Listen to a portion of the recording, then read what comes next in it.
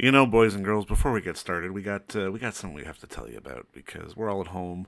We're all trying to find stuff to watch, and there is a fantastic streaming service that you might not know about, but you need to know about, especially if you're a genuine love of cinema.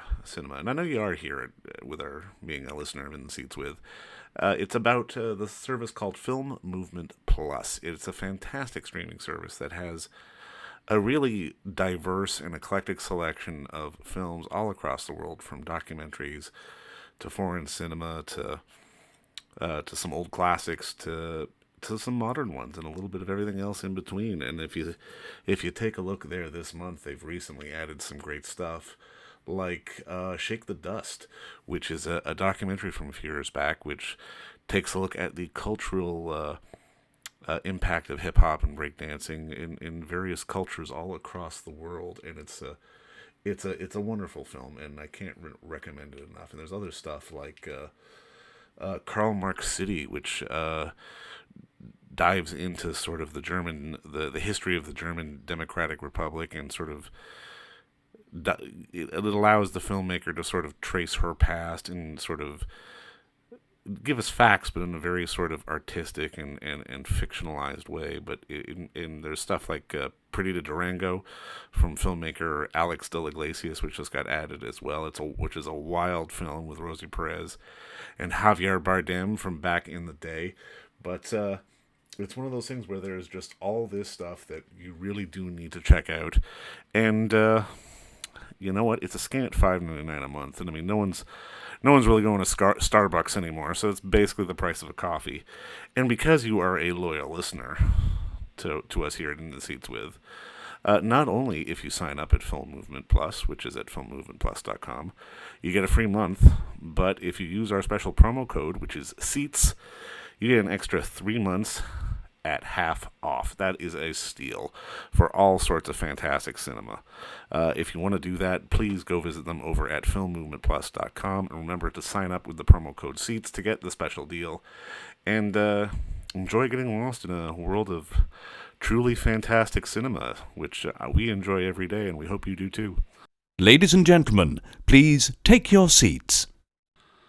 That bond of family is a hard one to shake, and if you're within the sound of my voice, that must mean you're in the seats with once more. As always, my name is Dave Voigt, and I'm the host of this podcast, where we sit down with a wide-ranging variety of entertainment industry professionals and pick their brain about current projects, state of the industry, how they got started, and so very much more in a light and conversational fashion. And if you like how we do things around here, I mean, I'm assuming you do, you're listening to us right now, you can subscribe to the podcast. That'd be great. You can find us at Apple, Spotify, Amazon, Google, basically wherever you get your podcasts. It's all good. Plus, we also archive every single one of our episodes over at our In the Seats YouTube channel, and if you could subscribe there too, that'd be really great. Plus, you can follow us on social media for all sorts of fun updates.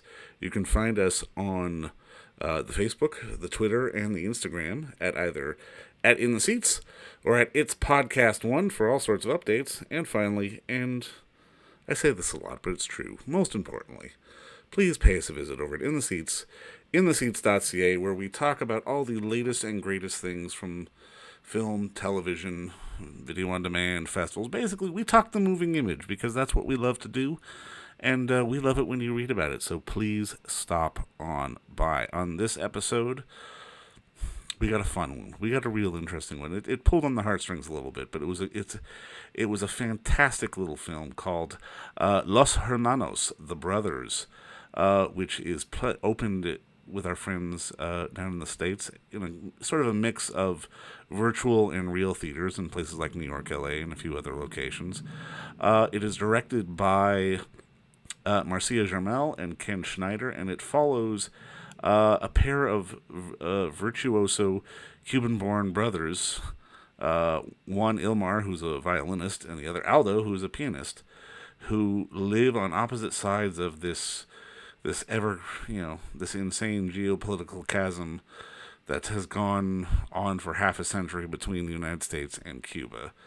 And they're linked by their music, and they're linked by their dreams, and as we see their story unfold, we get a look at sort of not just brothers estranged, but nations estranged, and how these brothers do a better job of keeping it together than the nations can do, and it really it gives a shining light as well on what we can do together as opposed to being apart, because we're so divisive these days, and it's not a healthy thing. And I mean, this is one of those things that just shows how we can really make some beautiful things if we put our heads together as opposed to try to keep each other apart, which is kind of the whole point.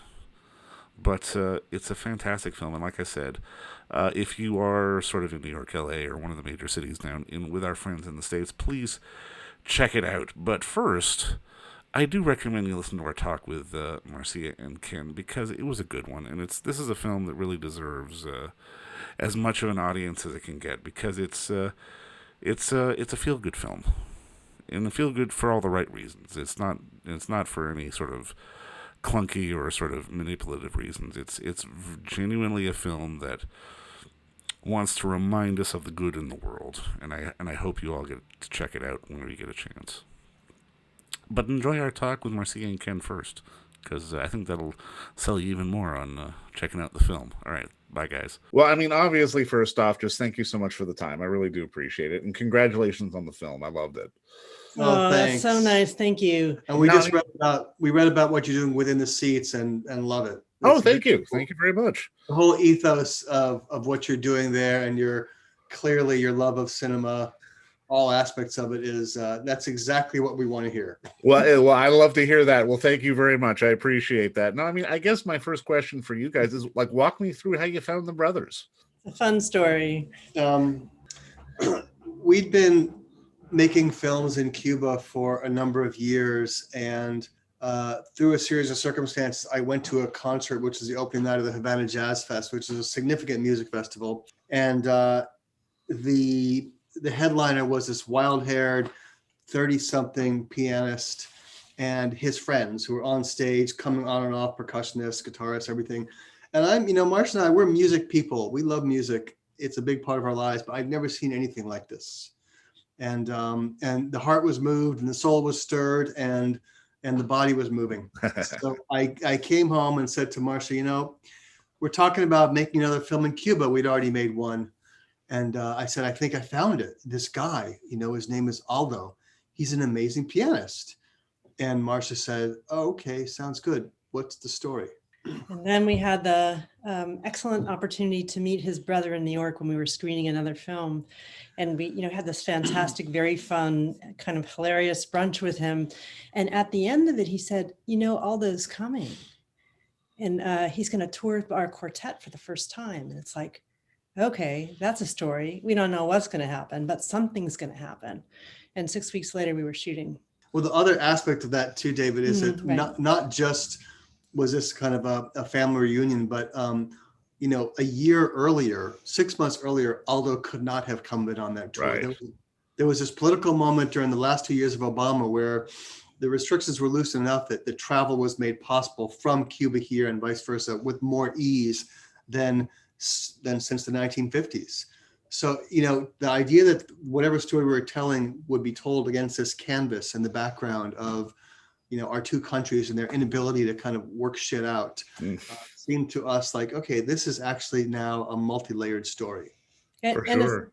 A story of possibility, what can happen when borders can be crossed. Oh, absolutely. Made it really timely. No, and I mean, were the brothers sort of okay with, I guess, you guys sort of digging into the backstory about their lives and sort of unearthing about sort of the separation between the two? What's interesting is that, in Cuba, their whole family is kind of famous. Their dad's a conductor of renown, and people know them. They're on television all the time. And they, I think, initially sort of expected it would be like that we would sort of show up for, we do a 20-minute interview and do some B-roll and we'd be out of there. So that's not quite what we had in mind. Yeah, and I mean, another answer to that question, Dave, some people, on camera are naturals, like Ilmar, the violinist brother. He was charming from, the first bite of brunch, and he remained charming through all the shooting. He's a naturally witty guy. The great storyteller. Cadence of storytelling is wonderful. And Aldo is a little more reserved. And it actually took a little while for Aldo to get fully on board, which I respect. Having a camera in your home is a different phenomenon than what Marcia described, where a crew parachutes in for a half hour and a cafecito, a cup of Cuban coffee, and stays there and then leaves. We didn't leave. We filmed over 18 months, and we asked them to, if we could film as much as we can, not just the extraordinary things in the concerts, but at home, dinners, cooking, marketing, the things you see in the film. And that takes a certain degree of trust and intimacy and relationship. And that's why, indie docs take forever to produce, because that is our stock and trade, is building up that trust. Yeah. You mentioned this is your second film in Cuba. Can you talk to me just about the logistics of shooting in Cuba, which I can imagine are not necessarily all that easy? Well, we are fortunate that we always work with a Cuban crew. We have a kind of team there that we just really love. We don't travel with equipment. We don't, bring our own people in. So that part of it is simpler. And we have an awesome field producer there who kind of, runs through all the obstacles for us to kind of pave the way. So, for us, because we're not making overtly political films, we're not filming dissidents. It's a different dynamic there. And so we've never had a minder with us. We've never, I don't think we've ever not been able to film something we wanted to film, except this one case when this one Cuban cinematographer, who's an amazingly talented guy, said, I won't film that. It's just too ugly. I don't want my country represented that way. Right. So we've had that. But the thing is, whenever we film on location, whether we're in Detroit or in New Jersey or, in Europe or Cuba, there are issues to deal with. And there are similar issues. We always, you need a quote unquote fixer. In this case, we have the producer, Marcia mentioned. You have to, tread carefully around local customs. It's better, I think, to hire local crew for all the reasons, Marcia mentioned. So I didn't find the filming in Cuba any more difficult, because once we ceded the level of logistical hassle to our Cuban producer, we could just do our work, which is to think about what are we going to film, why are we going to film it, and how are we going to, what questions are we going to ask? And that's what we do with any shoot. That said, there is a different pace of life in Cuba. And on one of our very first shoots, we made some shorts there also. The main guy was hungry, so we stopped for lunch at a place very close to where we were filming. And we thought, great, we'll be in and out of there in an hour. And then 3 hours later and several beers, we're, back in production, and, everybody was fine. They're used to working like that. But we were like, looking at our tentative schedule, thinking, what are we going to do here? So there was that. We're dripping with sweat, a couple of beers in that weather, and you're not really thinking about a whole, afternoon of shooting. But these guys, hey, let's go dance in the streets again. Now, one thing that really struck me while watching the film is just sort of the breadth of musical education that they were receiving. Can you talk a little bit just about how deep into sort of the musical education that both brothers were getting, especially in Cuba, that I don't think a lot of people would necessarily know about? Sure. That's a super good question. And one of the things that attracts us to the Cuban culture is that art, every aspect of it, education, performance, expression, seems to be wed to the national identity, as Guido, their father says at one point. And if you audition into the music school, it's a government music school, so it's free, in first grade, so when you're 7 years old, you can remain there until 12th grade. And it's a very rigorous and really interesting education. And what we imagine it is salsa and Afro-Cuban rhythms. But what it really is it's steeped and rooted in the Western canon. So immediately what each student does is they learn two instruments, a piano and another Western instrument. They learn solfege, where you could, where you read the charts and recite them like do, re, mi, but with more complicated music. They learn theory. They learn history, both Western and Cuban. And actually they consider themselves a Western country. So I mean, both, what we consider the Western canon and Cuban classical, which is a rich tradition, which we didn't know about. And I would say by 12th grade, if they complete the program, they have the equivalent of, say, second year Juilliard student education in music. Wow. And certainly more than most American students, unless they've been in the conservatory for all those years. That's amazing. That is absolutely amazing. Yeah, I mean, it's just, it's core to their identity. And what happens on the other end is that all of this performance is available to anyone. It costs like what it costs to get a soda to go see, the opera or to see Aldo play. So there's, it's just, it's very much part of what people experience, at least in the cities where the art is. Now, I mean, I love that you said just earlier about how this really is very much a film about showing what can be accomplished when, borders get dropped and we all get along. And the thing that really struck me was just with the back and the forth, with the borders open, with the borders closed, which you show very well in the film, we never felt any sort of desperation or frustration with the brothers. It was just like, oh, here's another hurdle. We're going to get through it and we're going to keep going. Like, I'm kind of curious, going through the motions of the process of making the film, I'm kind of curious, was there anything that surprised you along the way? Not just about the process, but maybe about the brothers themselves. Well, as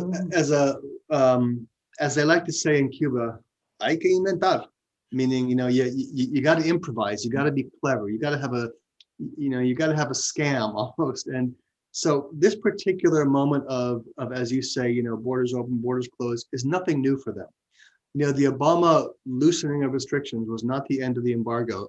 That was a big deal, but they knew that it wouldn't, or that it might not last, because this bubble of theirs has been floated and burst many times since 1959, when they had the revolution, which was embraced initially by the U.S. and then rejected with a few years later with the embargo. So they don't hitch their cart to U.S. politics, presidential or otherwise.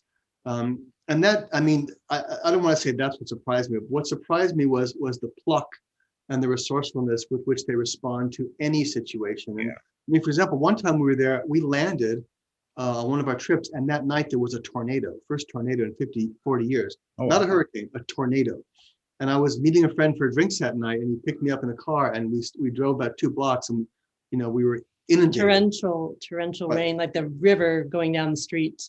So he got us the hell back to safety, and then we read the next day that there was a tornado, and we went to our favorite kind of art space, art performance space, and there were dozens, scores of Cubans bringing their extra clothes, their extra baby toys, their extra everything to donate to the areas that were hardest hit by the tornado. And we spent the day kind of organizing stuff, and that, on many levels, that surprised us, because we think in America, well, Cubans don't have stuff, they have no clothes, they have this, but whatever they did have, they sort of gave to the people, across that part of the bay in Havana, where the tornado it was like ground zero. Wow. So that sense of, I guess, solidarity would be the best way to describe it. That we knew about that, but you feel it differently when you're there, both in the arts and in social services and everywhere. And it's one of those things, I mean, especially given the world we're living in now, we feel, at least from my perspective, I feel a little more in tune to sort of that need for solidarity. And I mean, I think that kind of comes through in the film as well, just especially with the brothers, just with like their resolve and their willingness to keep going, and sort of their passion for the music. And I'm kind of curious, from both your perspectives, how do you think maybe we can apply some of these lessons, not just creatively and sort of artistically, but socially as well, for places like America and Canada, where I'm now, just in order to sort of improve quality of life in general? Because I mean, while obviously there are things they don't have, there's a lot of things that they have which we don't have. So it's really an interesting dynamic. Well, we've thought for a long time that at least the U.S. and Cuba are kind of like inverted partners with each other. That things that work really well here don't necessarily work well there, and vice versa. And in the story, the brothers each kind of represent that. They love each other, they love each other's countries, and they love their own country, and they've chosen to live in their own countries. And they each gave something up that way. So, in this moment when I think there's so much going on that is heartbreaking around us, it's this sort of story that reminds us about beauty and possibility and connection. Um, it feels like it's a message I'm really happy to be sharing right now. For sure. Because I think it does sort of, it reminds us of that as a possibility, given all of the stuff that is difficult in life, there is still this, and it's really something that art can bring to us in all of its forms, but in this case, music. I think there's another profound aspect to your question, David, which is one I grapple with a lot, particularly in these past 5 years when our own country's politics, which I'm sure you're watching with a smirk from the north. Sorry, by the way.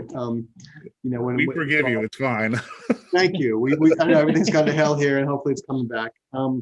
But like, for example, Aldo is not. I don't experience him as a very political person, right? In the same way that I am. I mean, he has opinions, as does Ilmar, but their father, coming from that kind of revolutionary generation, is much more identified with, with Cuba's revolution journey. And so I guess one thing that I keep seeing when we're in Cuba, and I've made 15 trips there. We've lived there, we've taught there. I've made weekend trips there. I've done, it was a big part of our life this past 10 years. So we have a lot of conversation with people. I'm a Spanish speaker. And one thing I keep seeing is, we are not our politics. We meaning all humans. And in America, we tend to think, oh, Cubans, well, they're communists, whatever the hell that means, and, Russians, they're this, and Chinese, they're that. So obviously, those of us who have thought critically about this know that isn't the case. But I keep learning that in Cuba, that there's so much nuance everywhere. We have friends who are fully wedded to the revolution, and we have others who roll their eyes when you mention Fidel Castro. And there's everything in between. But no one we know is getting in line to get on a raft. So there's just so much more nuance than we think. We think we know and we get them, and we don't. And actually, the more we go there, the more questions we have. We think we understand something, and then there'll be something that opens it up and makes us ask questions about whatever it is we think we know. And I think that the thing about we have pretty much been in the space of artists and intellectuals and creative people in Cuba. So we have a particular lens that we're looking at the country through. We did make one film about a dancer who really is, living in a very basic kind of way in Havana. Right. But most of and so we know a little bit about that, but most of our work has been done with people in this realm where art is everything.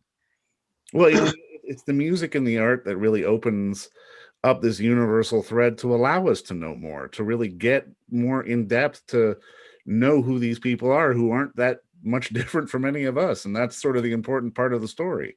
Yeah. Well, the music is really an ambassador, because if you like anything about music, I think that you would appreciate what they're doing. It's totally remarkable, their music. Totally. And it really, and between the family story and the music, there's an opportunity there to really understand something differently than you might have thought before. No, for sure.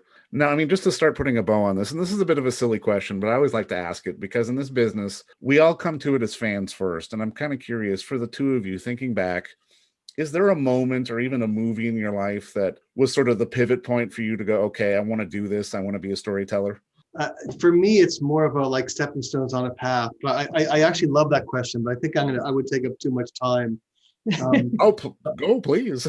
No, I tend to pontificate, so I'll reduce it to a few films. I mean, there are the films that really opened my idea of what cinema is, which was my first class at UC Berkeley with this crazy French semiotician who showed us everything in the early days of cinema, from Carl Dreyer to all that stuff and Nosferatu and all that stuff, which gave me an understanding of film as art form, was really important. But in terms of my journey to documentary, there are a couple films. One is Maya Deren's You can, when you edit two things together, you can actually create something that wasn't there. And I'm an editor. I edit other people's films as well as our own. So that was a big one. And then there was a film called Hearts and Hands, made by our colleague Pat Ferrero here in the Bay Area, which is not that well known, but it was a really, I think I had one of those experiences you're talking about. I looked at the film, I said, wow, she's telling women's history through quilting. And I hadn't ever thought of the value of quilting before I saw it on the screen in this context. And I thought I knew and loved and women's history and that it mattered to me, but it matters to me differently now after seeing that film. So that kind of, set me on to the path of thinking, well, maybe documentary is a viable form. And that was, I probably saw that film in 85, 86. Oh, wow. Okay, cool. So let's see. I think it's more people than particular films. I was really fortunate to be able to study with both Stan Brakhage and Ricky Leacock. Oh, wow. Who couldn't be more different. But and I remember the class I took from Stan Brakhage, he showed, of course, all of his own work, which he felt was documentary. It's very experimental stuff. Without sound, but the range of things we saw really opened me up to all the different ways that one can tell stories in a documentary based or an actuality based system. And there's so many films that I love, and it's like, oh, you could do it this way, or you could do it that way. Yeah. And now, there's so much experimenting going on with storytelling form in the documentary world. It's, part of that is the equipment and the ability to do certain things, but it's just really, it's very inspiring and challenging. It's like, okay, how are we going to do this?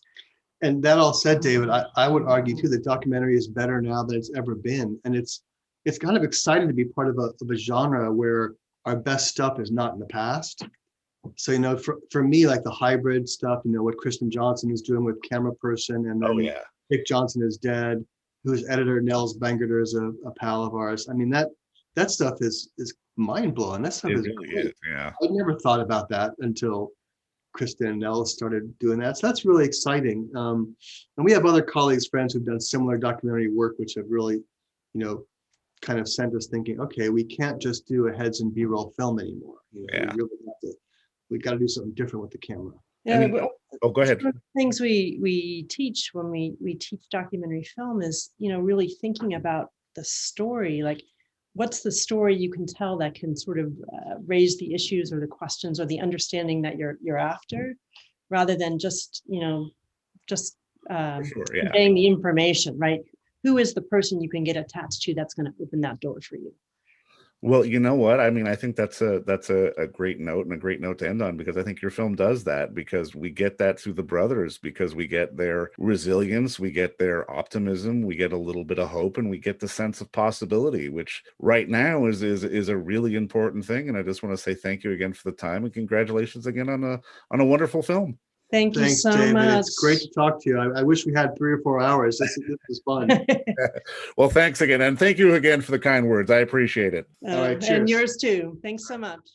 And don't forget to visit our friends over at Bay Street Video for all your DVD, Blu-ray rental, or purchasing needs this summer, as they are still open for curbside and some mailing delivery as well.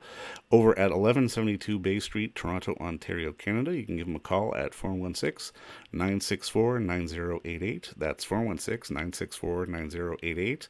Or send them an email at baystreetvideoto@gmail.com for any of your DVD and Blu-ray needs.